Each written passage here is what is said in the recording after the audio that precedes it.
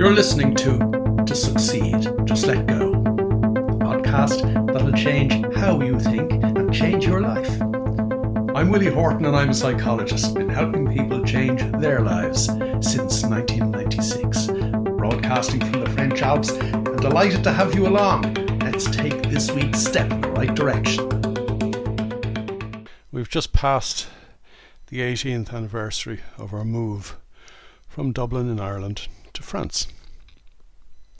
I'm just coming up to the 25th anniversary of the day on which I started doing what I'm doing now, working for myself. These look, feel and sound like milestones in our lives, but these things only come to pass as a result of a progression of things that lead us to make the kind of decisions that move our lives forward. I had a conversation over lunch with a very good friend of mine who I have known for many, many years in Dublin. Last summer, 12 months, when we could all still fly around the world whenever we felt like it. And we were sitting talking about how well his business was doing. He had set up his new business at 58 years of age, about 2 years previously, and the business was flying.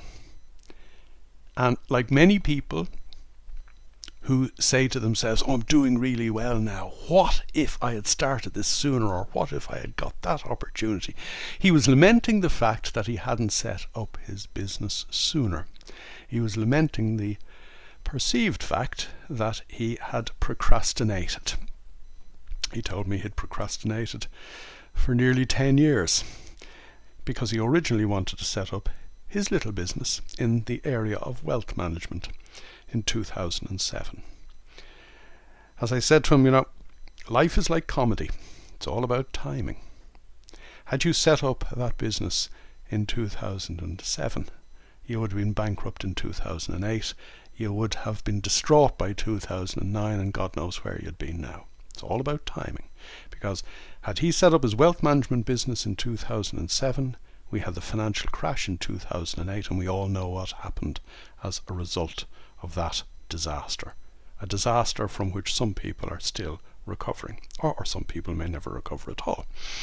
It's all about making the right decisions in the right way at the right time. In exactly the same way, I've been talking to a client of mine who has a particularly big goal that she wants to achieve. Now, you and I know from some of the previous episodes in this podcast series that there is a scientifically validated way in which we can set our mind to achieve the objectives we'd love to achieve. It's not just scientifically validated in terms of how to go about it. It is scientifically validated in terms of going about it in a particular way and what that does to the brain, and in particular the subcortical brain, the subconscious mind, the doing part of our brain, as distinct from the thinking part of the brain. And it's not just validated scientifically, it's been validated again and again and again. Certainly over the 25 years, or almost 25 years that I've been working for myself, the more and more people that I hear talking about them having achieved the perfect moments to which they had set their mind. But this particular friend of mine, a couple of weeks ago, said to me, why has my perfect moment not happened yet? And I have said to her on more than one occasion, because she's asked me that question on more than one occasion over the last 8 or 9 months, it wouldn't be a perfect moment if it didn't happen at the perfect time. It isn't that it's not going to happen. It isn't that you're sitting around procrastinating, which is a word that I've used a minute ago. It isn't any of that. It'll happen when it's meant to happen. Now, by that phrase, I do not mean the way in which normal people use that phrase. Oh, that was meant to happen to you, as if you were being slapped down. I mean something completely different. I mean that what you really, really want to achieve in your life, as long as you can believe it, as long as you can subconsciously expect it to happen, it will happen in the best possible way at the most appropriate time. And the truth of the matter is that it will happen as a result of a string of little events that bring you to arrive at the point where that perfect moment is experienced, because it has happened. Steve Jobs mentions in an interview with Walter Isaacson, in Walter Isaacson's very large book on Steve Jobs, not long before he died, Steve Jobs talked about looking back over his life and joining what often seemed at the time unintelligible dots. In other words, little dots, little things that he had done in his life, or things that had happened to him in his life, that at the time didn't seem to form any pattern, didn't seem to make an awful lot of sense. But then, with the benefit of hindsight, he realized that all these apparently unconnected things were all leading him inexorably towards the point in his life at which, for example, he had founded Apple and all the success that went with that. The point I often make to my clients, and indeed any of the online groups that I work with, is that we are where we are in our lives as a result of all the little things we did or failed to do in all the nows up to this particular now. And in many of those nows up to now, there have been events, what normal people call coincidences, what really normal people call dumb chance. There have been events in our lives that had we not turned in a particular direction, we wouldn't be where we were now, even though at the time the event seemed particularly unimportant or innocuous. These are the little coincidences that make up the journey of life that lead me, for example, or led me to move to France in December 2002, to set up my own business on the 1st of February 1996. If I come back to my friend who set up his wealth management business at the age of 58, a number of his friends said to him, "My God, you're crazy. At 58 years of age, when everyone else is thinking of retiring, you're actually setting up a new business and the risks involved with that. That was a huge decision." And as he said to me, and you see, he wouldn't say it to a lot of his friends because a lot of his friends wouldn't understand, but he said it to me. It wasn't a huge decision at all. He said, "I knew somewhere deep down in my heart and soul that I would end up setting up my own business and that it would be a huge success. I expected it to happen." Now, the fact that he'd actually written it down in the way in which science validates that we can set our minds meant that all the little things that happened to him would inexorably lead to him making what ordinary people thought was a brave and courageous decision. But bravery and courage are only words that are used by normal people to describe what people who are using their minds in an abnormal fashion kind of know as the inevitable.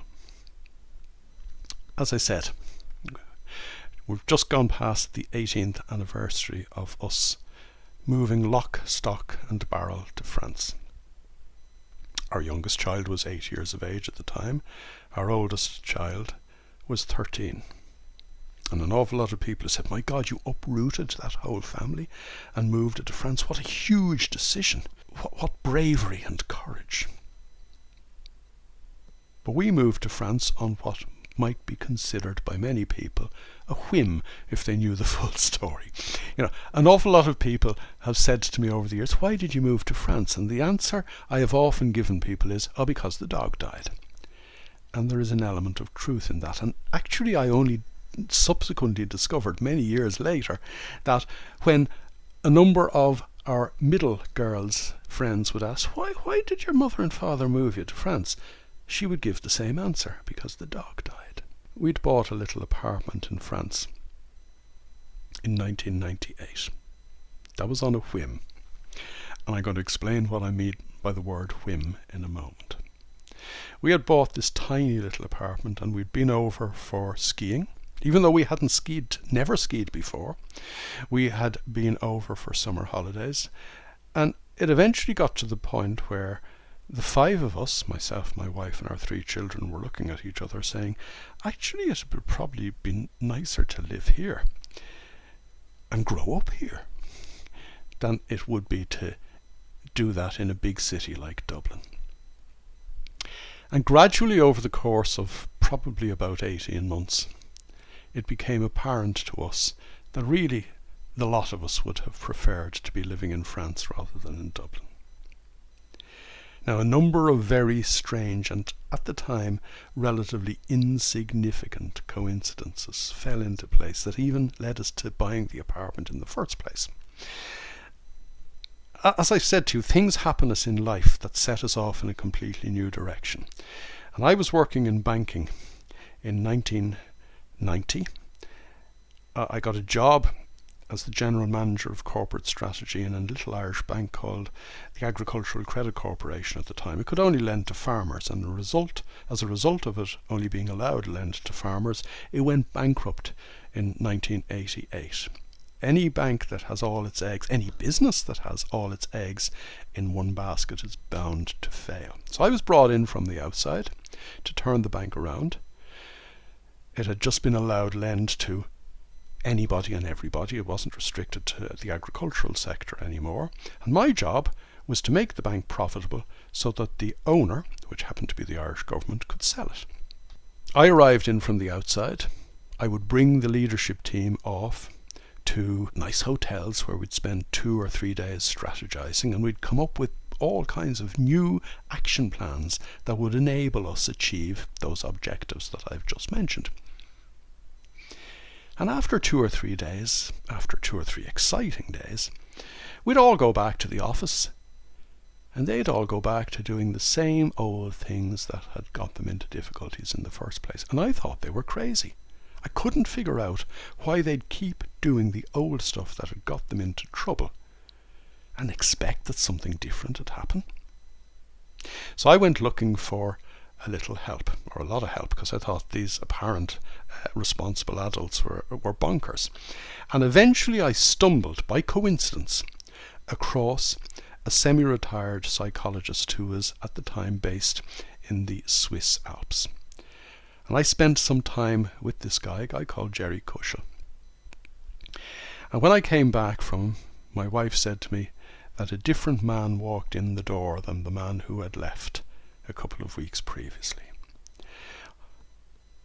It was one of those turning points that we all have in our lives. It was a particularly dramatic one for me because I was brought up in Holy Catholic Ireland in the 1960s. I was told you need to study hard, work hard to be a success, get a job, get yourself a good steady job for life, a pension, retire and die. I'm being ever so slightly facetious, but that was the general underlying undercurrent of everything we were taught in Ireland in the 1960s.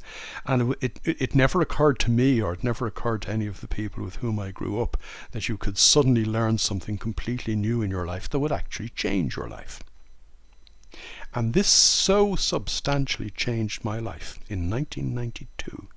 In the week of the 15th of March 1992. This so substantially changed my life that I ended up leaving the bank in 1996, the 1st of February 1996, as I mentioned earlier, and starting to do what I'm doing now for myself. And people said to me at the time, my God, that's a brave and courageous decision. But it wasn't. It was inevitable, because I knew I expected it to happen. I knew somewhere deep down that regardless of the fact that I was walking away from a big, well-paid job into the unknown, it was something I just had to do. There was no decision involved at all. There was an inevitability about it. A couple of years later, on one of our annual motoring holidays on the continent, I brought my wife and my 3 children up into the Alps because I had been so inspired when I visited the Swiss Alps. I wanted them to see the alpine landscape, and we drove up from Beaujolais, the wonderful Beaujolais country, the heat and the humidity of Beaujolais country, late one June evening, and arrived in the Alps just after dark. Arrived in our hotel, had something to eat, went to bed, and the following morning my wife threw open the wooden shutters on the hotel bedroom window in which we were staying and looked straight out at, as she said, something straight out of Heidi. She said, my God, I didn't know places like this existed. She was blown away by it, as anybody would be blown away by their first view of Mont Blanc. Didn't actually know it was Mont Blanc we were looking at the time, but that's neither here nor there. We were only in the Alps for a couple of days. And as I say, the reason we were there was because being in the Alps, meeting Jerry Cushel, changed my life. And we were only in the Alps for a couple of days. I think opening those shutters changed my wife's life. We were sheltering from a thunderstorm in Chamonix on the day before we were due to leave the Alps. We were sheltering under the awning of a shop that had apartments for sale. And my wife turned to me and she said, "Go inside and ask to make an appointment." And I said to her, "But we're leaving tomorrow." And she said, "Well, then make an appointment for this afternoon." So we drove in a thunderstorm, the same thunderstorm, up into the mountains and saw this little apartment and looked at each other when we got back into the car. And Lisa said to me, she said, "I want you to ring the estate agent and tell her we are going to buy that apartment." I said, "Well, we don't have the money." I was only working for myself for 2 years at the time. I said, "We don't have the money." And she said to me, "You are actually working with your clients, telling them that if you expect something to happen, even things like the money will look after itself. Ring them, ring the girl, ring her and tell her we'll buy the apartment." And there and then we embarked on an adventure, and the money did literally fall into our lap a couple of months later. We embarked on an adventure that got us to the point where in the summer of 2002, having spent a number of summers and winter holidays there, we came back from our summer holiday wondering why we were coming back to Ireland. We were only 2 days back from that summer holiday when our little dog, 2-year-old Cocker Spaniel, died. And the 5 of us looked at each other and said, "Well, that could be any of us. That could be any day. Life is short. We need to do what we need to do, and we need to do it now." And within 24 hours of our dog, Bugs, dying, our house in Dublin was on the market. And we left Ireland to move to France at the beginning of December 2002. And that's why, almost flippantly, I would often say to people, we moved to France because the dog died. That answer I would give to people would be in response to them saying to me, "My God, that was a brave and courageous decision that you took. That was a huge decision to make." But it wasn't. No decision ultimately was really made at all. It became gradually inevitable. It became gradually inevitable as a result of a ridiculous string of apparently minor coincidences that brought us, first of all, to seeing that apartment, to buying that apartment, to the money to buy the apartment falling into our lap, something I'll come back to in another episode, to us moving to France, and to us on the 4th day that we were in France, chatting to somebody in a bar who knew of a parcel of land which we bought 5 days later, on which we built our first alpine chalet. A whole load of ridiculous, or apparently ridiculous, little things that led us in the direction in which we dearly, almost subconsciously, without understanding it, wanted our life to go. Now, I've said something very important there. Inherently, you know the direction in which you want your life to go. Inherently, your thinking mind says it can't go there because, like me, for example, I was brought up in Holy Catholic Ireland, you don't deserve it. Or if you do deserve it and get it, you'll feel guilty and you'll ruin the experience. Or it's unrealistic. We've talked about that before. We've talked about how being realistic is something that is used as an excuse by normal people not to take the plunge, not to do the things that they know they need to do to get to where they really want to go in their lives. The little coincidences that happen in our lives are like the breadcrumbs that lead us forward on the path which we need to take, regardless of how unrealistic or sometimes futile or puerile the direction might be, or how sometimes insignificant the little breadcrumbs or coincidences seem to be. As I said earlier on in this podcast today, We are where we are in our lives as a result of everything we've done or failed to do in every now up to now. And very often we fail to notice coincidences, or we fail to understand what the coincidences actually mean. And we fail because our thinking minds, normally on automatic pilot, and we've talked about that before, override what we kind of know and feel is the right thing to do. The most successful business people always talk about how their most successful business decisions were made on gut instinct and how their worst decisions were made by analysing the possibilities to death. As I said a minute ago, you and I have built into us this instinct to better ourselves. God help us, even the seed of a weed falling on a concrete path and falling into a crack will spring up a little plant into the air because it's in nature to better itself. It's in our nature to constantly better ourselves, but our thinking minds hold us back. Our thinking minds blind us to the significance of apparently insignificant coincidences that will inevitably lead us towards the life that we would really, really, really, really love to have. Now, I've said really that number of times because it is way beyond our normal way of thinking about the kind of life we'd like to have or the kind of life we think we'd want. What is the significance of this? The significance of this is that moment to moment we are creating and recreating our lives. If we look at the way the universe works from the perspective of quantum physics, every 20,000 seconds the superstrings of energy in my body and your body are vibrating in and out of actual existence.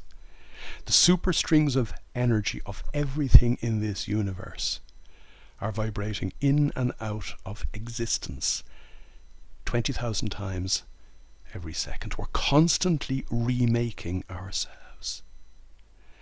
We are, when we meditate, and we've talked about that before, constantly remaking our brain, reshaping its ability to bring us to where we want to go, rewiring its functionality to enable us do what we need to do to get to where we want to go effortlessly, reshaping the functionality of our brain so we spot the coincidences and we understand what is a coincidence that is significant and one that just happens to be an ordinary everyday happenstance. We all know deep down that not only do we have this ability to notice and move with these coincidences, we actually, in some bizarre way, and it's only bizarre to the normal mind, by the way, we have this ability to work with these coincidences. Because as we remake ourselves moment to moment, in conjunction with universal energy, we're actually working with universal energy. Let me ask you a question, because this is a coincidence that many people have experienced.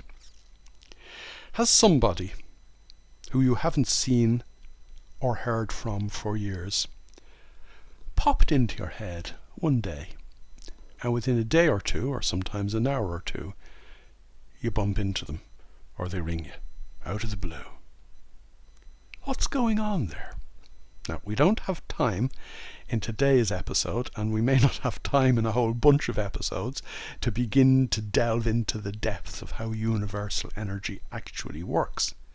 But here is an everyday example of what appears to be a random or often bizarre coincidence that actually opens a window into you beginning to understand that coincidences are not random events. They are significant in our lives, and the coincidences that will lead us forward need to be recognized and moved with to enable us move forward. We're talking about a world completely different from the way in which the thinking mind thinks the world works. We've talked about cognitive appraisal before and how we think we know what's going on, and because we used stored knowledge, programmed thought, we haven't a clue what's going on. You need to park your thinking mind. That's why I'm always banging on about meditation, because meditation will enable you park your thinking mind, come closer and closer to an experience of the here and now, become clearer and clearer in your mind as to what is actually going on, become more aware of the coincidences of everyday life, and become more aware of the significance of the coincidences you're stumbling across. Ultimately, coincidences are opportunities. They come in all shapes and sizes, and very often they come in completely unexpected ways. Because they come in unexpected ways, the thinking mind won't recognize them, because the thinking mind works according to its own normal, repetitive, pre-programmed expectations. So how can you see what's unexpected unless you turn up to the here and now? And that is the significance of training your mind to be present in the here and now. And that is the insight with which I will leave you today. And we'll pick up the conversation again next week. You've been listening to Succeed, Just Let Go. To get involved, join me in my Facebook group, strangely enough called To Succeed, Just Let Go. And for more information, visit www.willie-horton.com.